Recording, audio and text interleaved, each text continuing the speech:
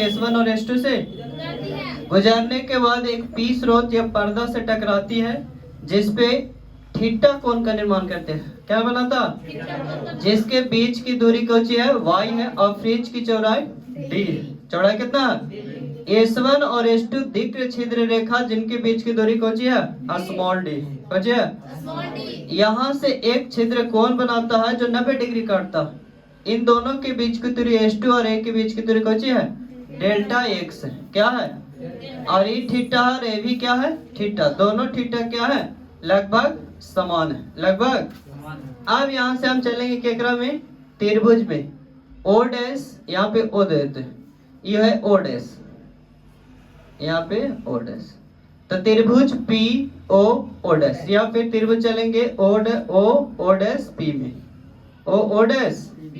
तो यहाँ पे 90 डिग्री बना रहा तो tan थीटा लग जाएगा। क्या लग जाएगा? तो tan थीटा का फॉर्मूला क्या होता? P बटा B, यानी P O डैश बटा में O डैश O। तो कितना हो गया? tan थीटा बराबर Y और बटा में D। समीकरण फर्स्ट। समीकरण फर्स्ट। फिर उसके बाद पुनः किस में चलेंगे? ए वाला त्रिभुज S1 S2 और A में। त्रिभुज S1 S2 A में, S1 S2 और। तो यहाँ पे इसके सामने एक कौन है? लंब है और ये इसका कर्ण है। कौन है?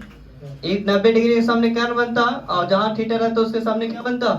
लंब बनता। तो इसमें साइन थीटा का फॉर्मूला लग जाएगा। क्या लग जाएगा? तो साइन थीटा बराबर साइन कौन हो जाएगा? S2A और नीचे S1 S2। तो साइन थीटा बराबर कितना हो गया? डेल्टा x बट्टा में D। डेल्टा x बट्टा में। समीकरण सेकेंड। समीकरण। अब चूंकि दोनों का थीटा समान है, दोनों का थीटा क्या है? तो tan theta is equal to लगभग sine theta. Sine theta y is equal to theta के बराबर है। थीटा के बराबर है। तो इसीलिए हो जाएगा समीकरण 1 और 2 से। समीकरण 1 और तो समीकरण 1 और 2 से कुछ हो जाएगा y अपॉन d बराबर डेल्टा x अपॉन में d। Delta x upon. अब यहाँ से हम y का मान निकालेंगे तो क्या हो जाएगा? y बराबर डेल्टा x अपॉन d बटा में, यही हो जाएगा।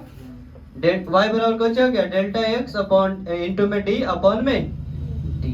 अब यहाँ पे दीप्त वस्तु के लिए देखो, फ्रिंज में एक दीप्त वस्तु के लिए प्रकाश बन रहा है, चौड़ाई बन रहा है, एक उसके विपरीत दिशा में बन रहा है जिसको हम अदीप्त यानी कि जो दिखाई नहीं दे रहा। तो दीप्त वस्तु के लिए पहले चलते हैं। तो फ्रिंज की चौड़ाई, फ्रिंज के चौड़ाई, फ्रिंज के किसके लिए?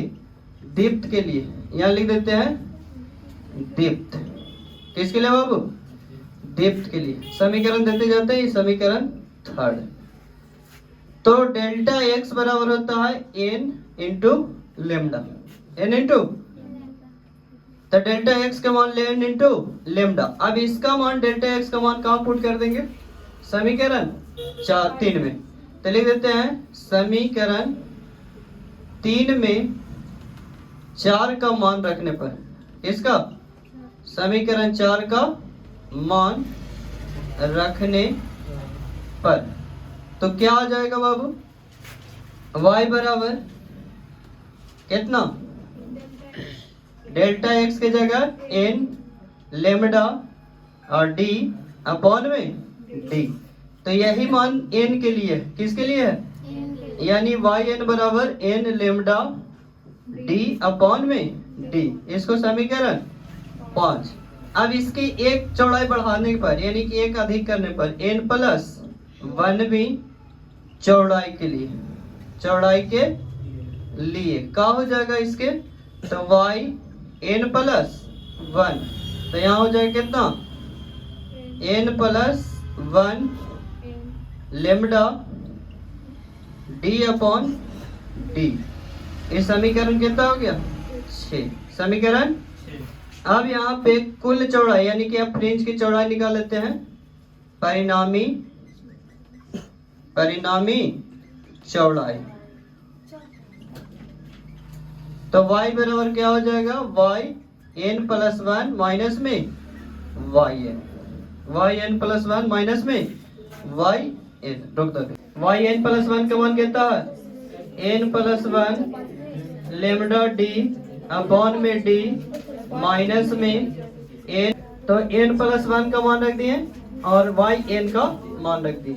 5 और 6 ही दोनों है, ये 6 है तो 6 का मान रख दिए इसमें, और ये 5 का मान रख दिए, तो 5 और 6 का मान रख दिए। अब यहाँ से बीटा दीप्त जो है यानी दीप्त फ्रिंज की चौड़ाई क्या निकल के आ जाएगा, दोनों को गुना कर दो तो कितना हो जाएगा, n लेमडा d अपॉन में d plus lambda d upon में d minus n lambda d upon में, तो ये दोनों क्या हो जाएगा, कट जाएगा। तो बीटा दीप्त फ्रिंज की चौड़ाई कितना हो जाएगा, लेमडा d अपॉन में d। ये हो गया दीप्त फ्रिंज की चौड़ाई। अब निकालते हैं अदीप्त फ्रिंज की चौड़ाई। हाँ, अदीप्त फ्रिंज की चौड़ाई, तो यहाँ पे आप रख देंगे हम डेल्टा x का मान। तो अब अंदर जब जाता है ना, बाहर दीप्त है तो n प्लस 1 हो गया या फिर n लेमडा हो गया डायरेक्ट, लेकिन जब अंदर जाता है तो डेल्टा x का मान होता है 2n plus 1 into lambda upon में 2।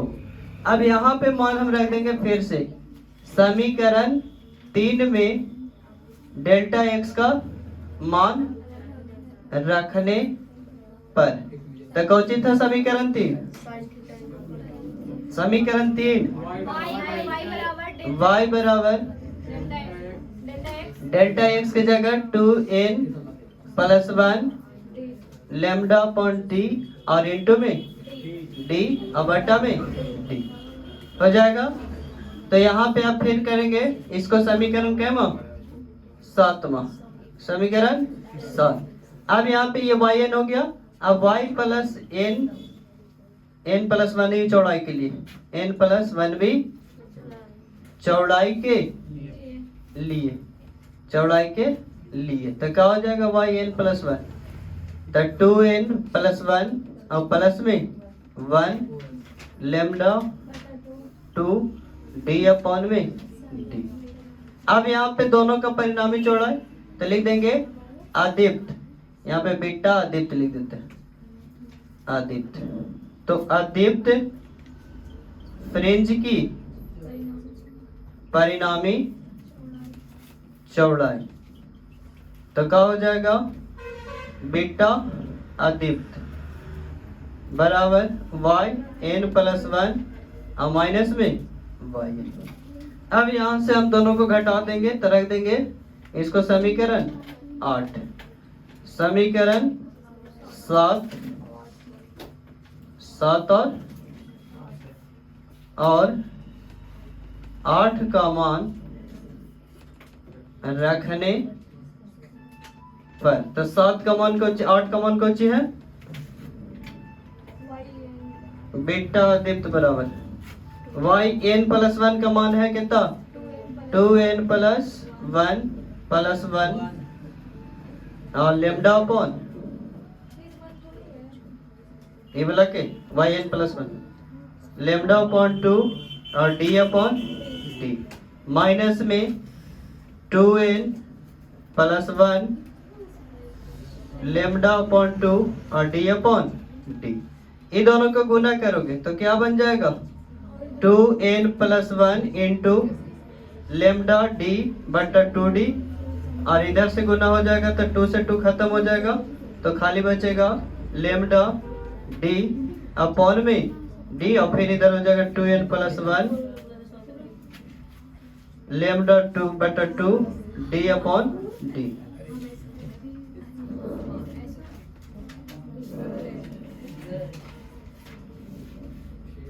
लेमडा d अपॉन d अब देखो ये प्लस और ये माइनस दोनों कट जाएगा तो बचेगा कौन सी अदीप्त के लिए भी, अदीप्त के लिए भी उतना ही आ जाएगा लेमडा डी अपॉन में डी। अब यहां से दोनों तरफ देख रहे हैं तो क्या लिख देंगे कि इससे स्पष्ट है, इससे स्पष्ट है कि दीप्त फ्रिंज की चौड़ाई और अदीप्त फ्रिंज की चौड़ाई कौन सी है, बराबर है। ये हो गया प्रूफ। ऐसे यहां तक भी प्रूफ करोगे तो चलेगा, लेकिन अगर पूछ दिया आगे के लिए कि अदीप्त फ्रिंज की चौड़ाई को व्याख्या करें तो दोनों दीप्त फ्रिंज जितना चौड़ाई बनेगा उतना ही अदीप्त फ्रिंज की चौड़ाई भी बनेगा।